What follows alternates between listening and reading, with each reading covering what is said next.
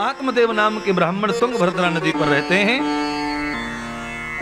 बहुत लंबे समय तक यज्ञ आदि दान सेवा गौ पूजा करते रहते हैं। नित्य ब्राह्मण दान करते हैं, त्रिकाल संध्या करते हैं, त्रिकाल यज्ञ करते हैं, बिना दान के भोजन नहीं करते हैं, गौ पालन करते हैं, पर फिर भी उनके घर में पुत्र की प्राप्ति नहीं हुई है। आज आत्मदेव ब्राह्मण ने संकल्प किया है कि रात और दिन जो पाप करते हैं उनको पुत्र पे पुत्र हो रहे हैं, और मैं रात और दिन ब्राह्मण सेवा, गौ सेवा, यज्ञ सेवा करता हूं।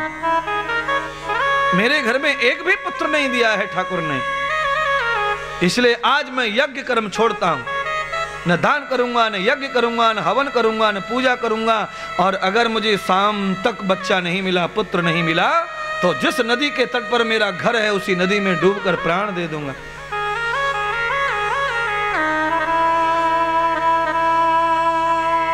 कहते हैं आत्मदेव जो है नदी के तट पे चले गए थे महाराज, संध्या काल हो गया।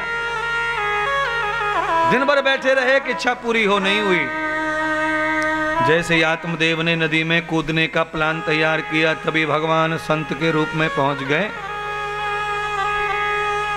आत्मदेव को आत्महत्या करने से रोका। कहा, हे ब्राह्मण, आत्महत्या निर्बल कमजोर लोग करते हैं, तुम तो साहसी ब्राह्मण हो, धर्मात्मा हो।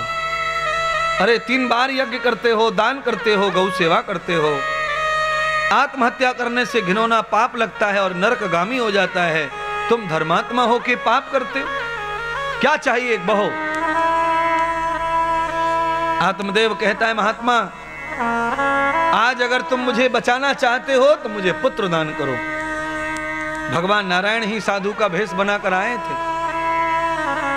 भागवत कहती है कि जो पक्के सच्चे संत होते हैं वो नारायण का ही अवतार माने जाते हैं, क्योंकि संसार में संत बनना कोई ऐसी खीर नहीं है जो जिसको बनाओ खाओ। ग्रह त्याग करना बहुत कठिन है, गृहस्थ का त्याग करना बहुत कठिन है, मामा जीजा फूफा साले झालियों को त्याग करना बहुत कठिन है महाराज। एकान वेद वेदानाम एको देश समायत्राम। एक देश में यात्रा करने रहता, एक देश में एक जैसा सोचते रहना, ये बहुत दुर्लभ है। नहीं तो न जाने कितने सारे महात्मा संत दुनिया में पैदा हो जाते और बन जाते, नहीं बन पाते। साधु संत बन के भी लौट आते संसार में।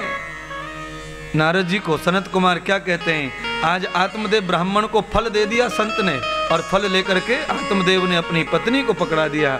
अदगृह्यताम योग स्त्रीणाम। आत्मदेव की पत्नी सही नहीं थी, दरिद्र थी, दरिद्र। पति बड़े धर्मात्मा, 4 बजे उठे, यज्ञ करे, ध्यान करे, प्राणायाम करे, व्यायाम करे, और पत्नी 11 बजे उठे खटिया में से, रात को सोवे तो 11 बजे तक सोती रहे, सोती रहे, सोती रहे। साधु के फल को फेंक दिया, गैया ने खा लिया। साधु का आशीर्वाद गैया के पेट से ब्राह्मण के रूप में प्रकट हो गया। गाय के पेट से इंसान का जन्म होता देखा है कभी तुमने? नहीं।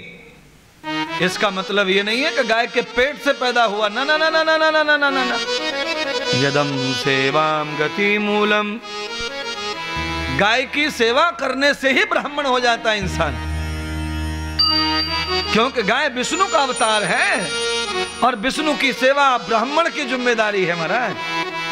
हाँ, त्रिपाठी, द्विवेदी, चतुर्वेदी, फलाने जी, ढिकाने जी, शर्मा जी, इन सब ब्राह्मणों से ग्वाला ब्राह्मण मजबूत माना गया है, ग्वारिया।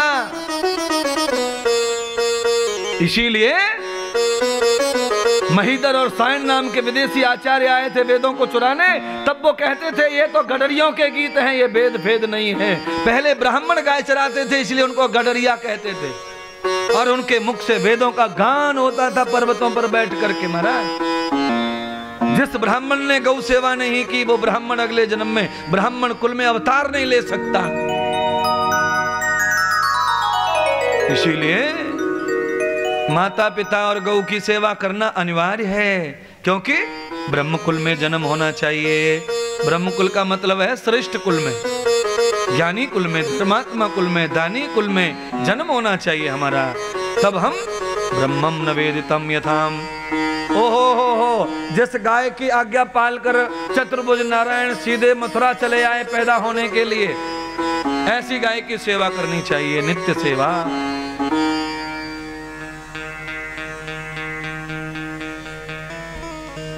धुंधकारी के कर्म अच्छे नहीं रहे, क्योंकि धुंधली के पेट से पैदा हुआ था, दरिद्र महिला के, भोगनी महिला।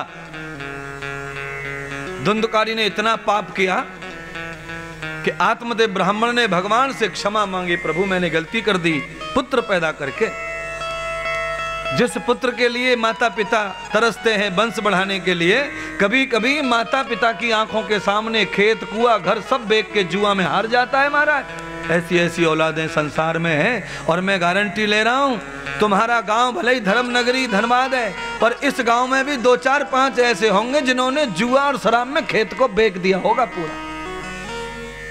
हर गांव में मिलेंगे ऐसे जो गंदे कर्मों में फंस करके सारी संपत्ति पितरों की नष्ट कर देते हैं। आज धुंधकारी शराब पीता, जुआ खेलता, वैश्याओं के साथ में भ्रमण करता, सारा धन अपने पिता का नष्ट कर दिया। आज ये दिन आ गया कि वैश्याओं ने देखा कि इसके बाद धन खत्म हो गया है, अब इसे आदत पड़ गई है महिलाओं के पास में आने की, तो वैश्याओं ने सोच लिया अब ये तंग करेगा, और हमारे यहाँ तो धन की ग्राहकी है, शरीर की ग्राहकी नहीं है। हमें कोई धन देवे तब हम तन देते, इनके बाद धन नहीं है, क्या करें। वैश्याएं 5 थी जो धुंधकारी की दोस्त बन गई थी। 5 वैश्याओं ने मिलकर धुंधकारी को कमरे में बंद करके जिंदा आग में डाल दिया, जला दिया उसे, कल से नहीं आएगा। अब भागवत के सूत जी कहते हैं, सनत कुमार कहते हैं, पाप करते करते दुर्जन महिलाओं की संगति में, महिलाओं की दुर्गति में जिंदा मर गया, जिंदा जल के भस्म हो गया, तो फिर उसे प्रेत योनि प्राप्त हुई। प्रेत योनि से मुक्ति नहीं मिलती, जंगल जंगल यथा यत्र भटकता है, दर दर की ठोकरें खाता है, खाने को नहीं मिलता, भूख लगती है, पीने को नहीं लगता, प्यास मिलती है, ठंडी लगती है, ओढ़ने को नहीं मिलता, इसे प्रेत योनि कहते हैं। महागरीब हो जाता है कोई व्यक्ति, वो प्रेत बन जाता है। तृष्णा सब है पर उपलब्धि कुछ नहीं है, इसको प्रेत कहते हैं।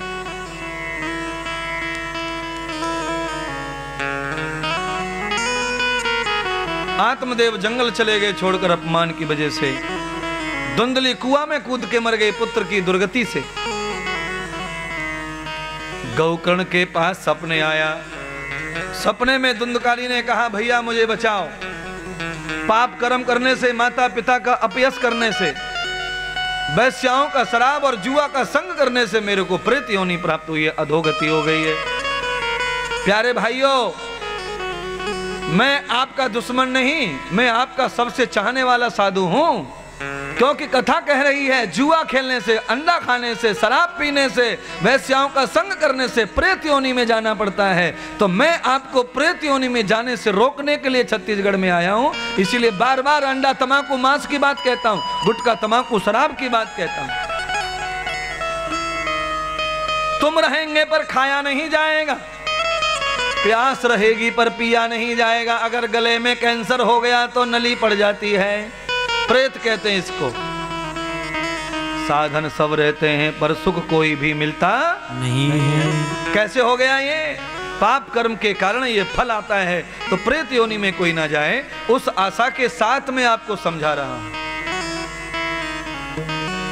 आज गौकर्ण ने अपने भाई प्रेत आत्मा के श्राद्ध किए, तर्पण किए।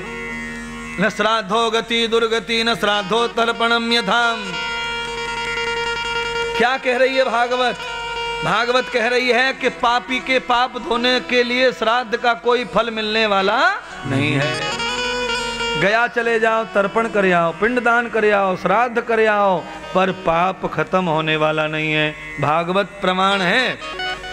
किसी को भी संशय हो मेरी बात पे तो भागवत का प्रथम स्कंद खोल करके दूसरे अध्याय से लेकर 10 अध्याय पढ़ लो, आपको खुद ही कथा समझ जाएगी।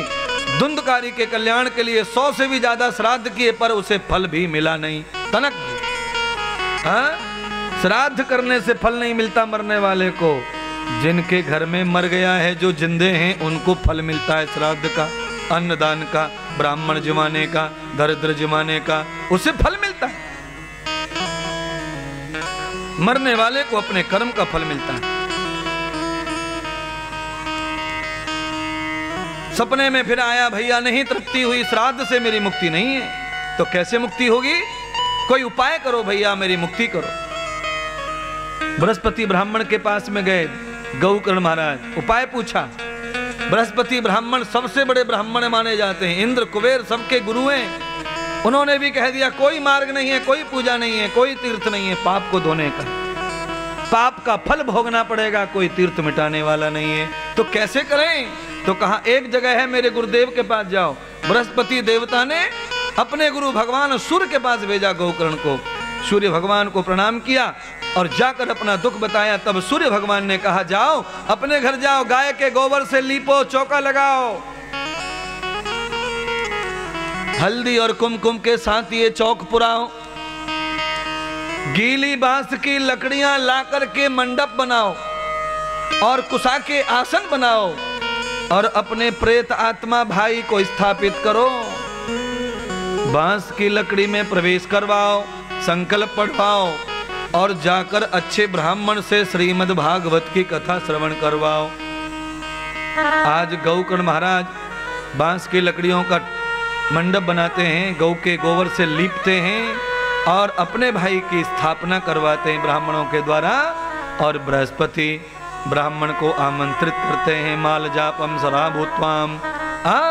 और गौकर्ण महाराज स्वयं भागवत की कथा का वाचन करते हैं।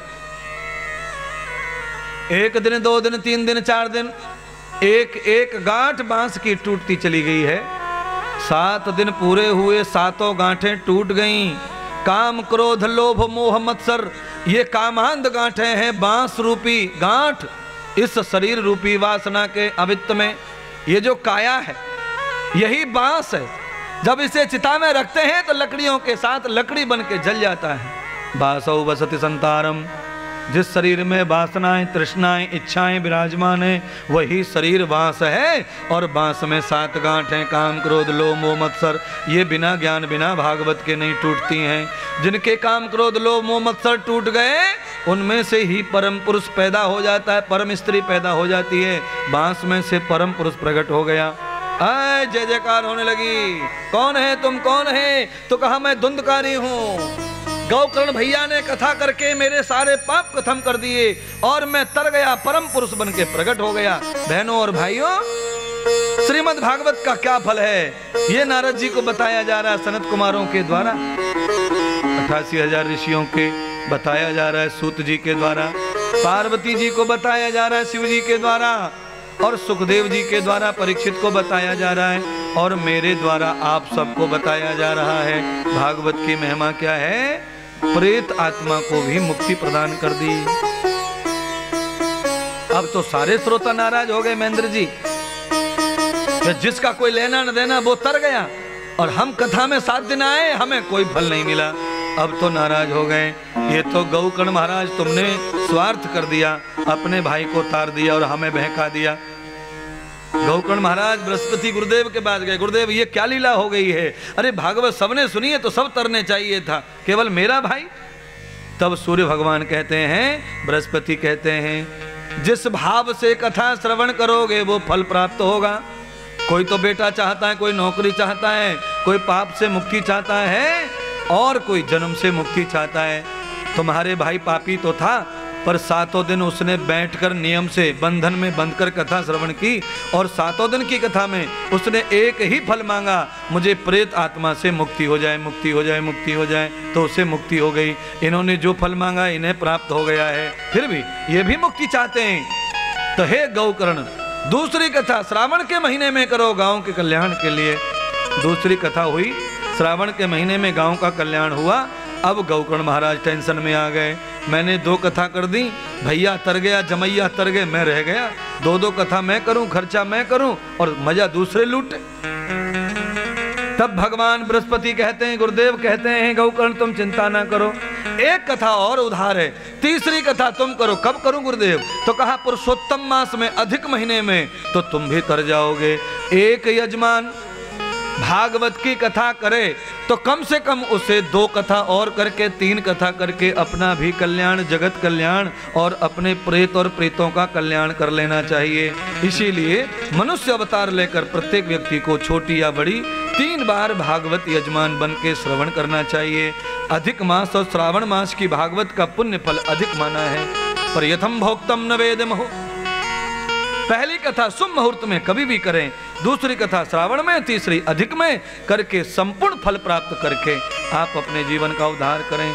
तब देखा नारद जी ने ब्रह्मा जी फूल बरसा रहे हैं, भक्ति भागवत के सामने नाच रही है, ज्ञान और विवेक दोनों ऐसे खड़े हैं जैसे मेरी बगल में ये पुतले खड़े हैं महाराज। है देवद्वाराम दर्शिताम, पांडाल से छू गए, इतने बड़े हो गए ज्ञान और विवेक, जवान हो गए महाराज।